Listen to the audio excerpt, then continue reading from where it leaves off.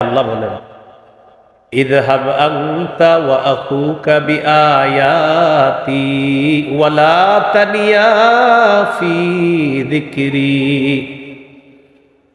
মুসা নবীকে আল্লাহ বলেন, আপনি এবং আপনার ভাই আমার আয়াতগুলা নিয়ে যান। ওয়া লা তানিয়া ফি যিকরি, আমার নিদর্শন নিয়ে আপনারা যান, আমাকে স্মরণ করার ক্ষেত্রে অলসতা করবেন না। ইযহাবা ইলা ফিরআউনা ইন্নাহু তাগা, আপনারা দুইজন ফেরাউনের কাছে যান, ফেরাউন নাফরমানি করেছে, সীমা লঙ্ঘন করেছে।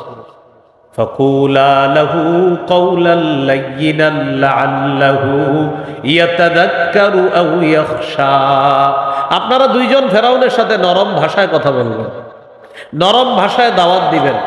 হয়তো ফেরাউন উপদেশ গ্রহণ করবে, না হয় ভয় করবে। বলেন তো কোন ভাষায় কথা বলতে বলছে আল্লাহ? তাহলে দাওয়াতের 2 নম্বর পদ্ধতি নরম ভাষায় দাওয়াত দেওয়া।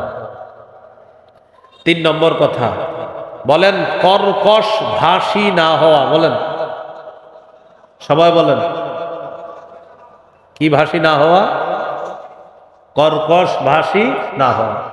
এখন মনে করেন আমি দাওয়াতের কাজ করতে গিয়ে বললাম, ওলামায়ে কেরাম যদি আমাদের কথা সোজাভাবে মানে ভালো কথা, না মানলে কেমনে মানান যায় আমরা জানি। এটা কি কোনো কথা হইল? হ্যাঁ, মনে করেন কেউ বলল যে আমরা তাদেরকে বলেছি, তারা যদি মানে ভালো কথা, না মানলে কিভাবে মানাবো এই নিয়ম আমগো জানা আছে। তো এটা কি সুন্দর দাওয়াতের ভাষা হলো? এটা দাওয়াতের ভাষা না। কর্কশ ভাষী না হওয়া, কঠিন হৃদয়ের অধিকারী না হওয়া। সূরা আলী ইমরানের 159 নম্বর আয়াতে আল্লাহ বলেন, ওয়ালাউ কুনতা ফাজ্জান গালিজাল কলবি লান ফাদ্দু মিন হাওলিক, নবী আপনি যদি কর্কশ ভাষী হতেন আর কঠিন হৃদয়ের অধিকারী হতেন, লান ফাদ্দু মিন হাওলিক, সাহাবীগণ আপনার আশেপাশ থেকে সবাই চলে যাইত যদি আপনি কর্কশ ভাষী হতেন আর কঠিন হৃদয়ের অধিকারী হতেন।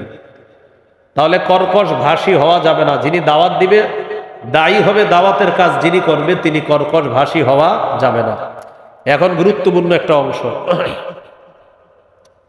আপনাদের অনেকের প্রশ্ন হইতে পারে, হুজুর দাওয়াতের ভাষা যদি নরম হয় তাহলে আপনাদের হযরত মাওলানা মামুনুল হক দামাত বারকাতুহুল আলিয়া উনি গরম ভাষায় বক্তব্য দেন কেন? প্রশ্ন হতে পারে। কি হতে পারে? প্রশ্ন। এবার আমার সাথে বলেন, বলেন মুনাফিকদের বিরুদ্ধে, জালেমদের বিরুদ্ধে কঠোর হওয়া আল্লাহ আদেশ করেছেন। কি আদেশ করেছেন?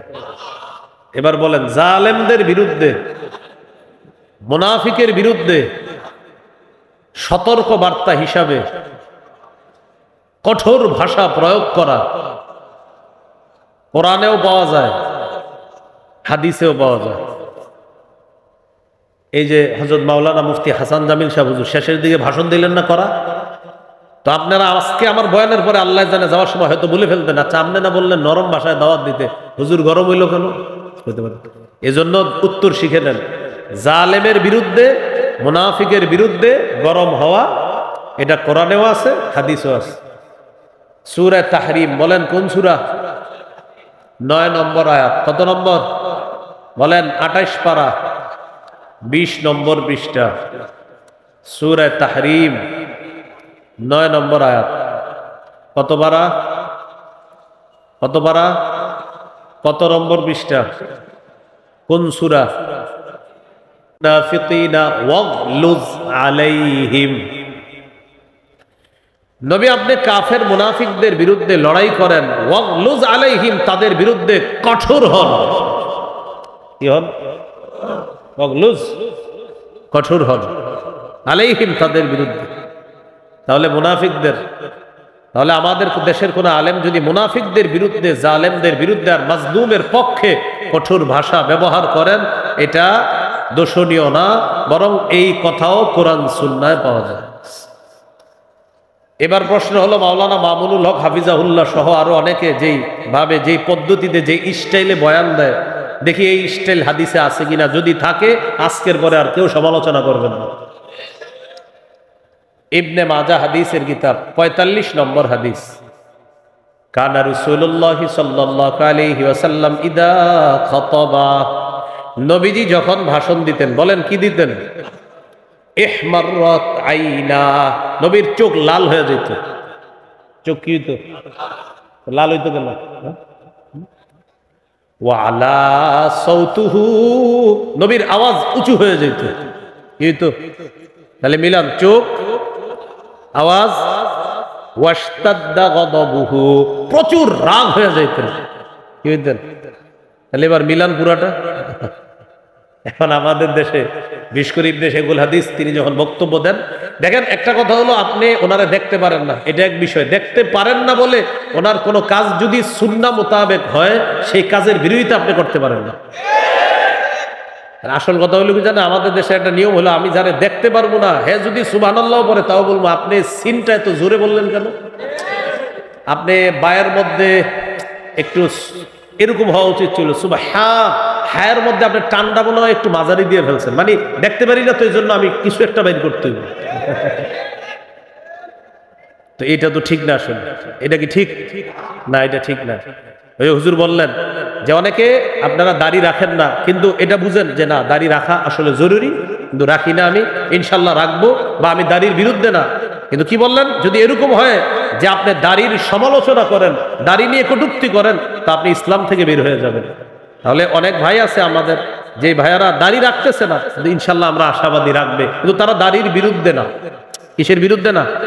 দাড়ির বিরুদ্ধে না। তাহলে নবীজি যখন ভাষণ দিতেন, চোখ লাল হয়ে যেত, আওয়াজ উঁচু হয়ে যেত, রাগ হইতেন প্রচন্ড। কান্নাহু মুনদিরু জাইশিন, যেন নবীজি কোন দলকে সতর্ক করতেন, সতর্ক বার্তা দিতেন, এমন ভাবে আল্লাহ রাসূল ভাষণ দিতেন। তাহলে আসেন মূল আলোচনা আবার চলে আসি। ৫ নাম্বার আলোচনা চলতেছে, দাওয়াতের পদ্ধতি। ১, কৌশলে দাওয়াত দেওয়া। ২, নরম ভাষায় দাওয়াত দেওয়া। ৩, কর্কশ ভাষী না হওয়া।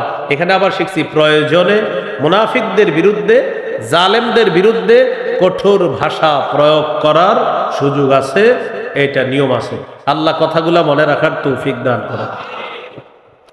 ৬ নম্বর আলোচনা, দাওয়াতের ফজিলত। যারা নিয়মিত ৩টা কাজ করবেন, ইনশাল্লাহ আল্লাহ আপনাকে সফল মুমিন বলে ঘোষণা করছে। মানে আরো অনেকগুলা গুণ আছে, এর মধ্যে ৩টাও স্পেশাল। মানে এখন শুরু হইলো কি, গরমও হয় আবার ঠান্ডা হয়, বুঝছেন, আবার একটু করে ঠান্ডা লাগবে। যাই হোক, সূরা আলী ইমরানের ১০৪ নম্বর আয়াতে আল্লাহ বলেন, ওয়ালতাকুম মিনকুম উম্মাতুন ইয়াদউনা ইলাল খায়র ওয়া ইয়া'মুরুনা বিল মা'রুফি ওয়া ইয়ানহাউনা আনিল মুনকার ওয়া উলাইকা হুমুল মুফলিহুন। তোমাদের মধ্যে এমন একটা দল থাকা উচিত, যেই দল কল্যাণের প্রতি আহ্বান করবে, দাওয়াত দিবে। ওয়া ইয়া'মুরুনা বিল মা'রুফি, সৎ কাজের আদেশ করবে। ওয়া ইয়ানহাউনা আনিল মুনকার, অসৎ কাজ থেকে নিষেধ করবে। কল্যাণের প্রতি দাওয়াত দিবে, সৎ কাজের আদেশ করবে, অসৎ কাজ থেকে নিষেধ করবে। আল্লাহ বলেন, ওয়া উলাইকা হুমুল মুফলিহুন, তারাই সফল, আমি আল্লাহ কোরআনে ঘোষণা করলাম। তাহলে দাওয়াত দেওয়া কল্যাণের কাজে, সৎ কাজের আদেশ করা, অসৎ কাজে নিষেধ যারা করবে তারা সফল। আল্লাহ আমাদেরকে দাওয়াতের কাজ করে সফল হওয়ার তৌফিক দান করে। ২ নাম্বার ফজিলত, যারা দাওয়াতের কাজ করে তাদের এই দাওয়াতের আহ্বানটা, দাওয়াত, ভাই আল্লাহর পথে চলেন, এই কথাটা পৃথিবীর সর্বশ্রেষ্ঠ কথা। সুবহানাল্লাহ, এই কথার চেয়ে দামি কথা আর নাই।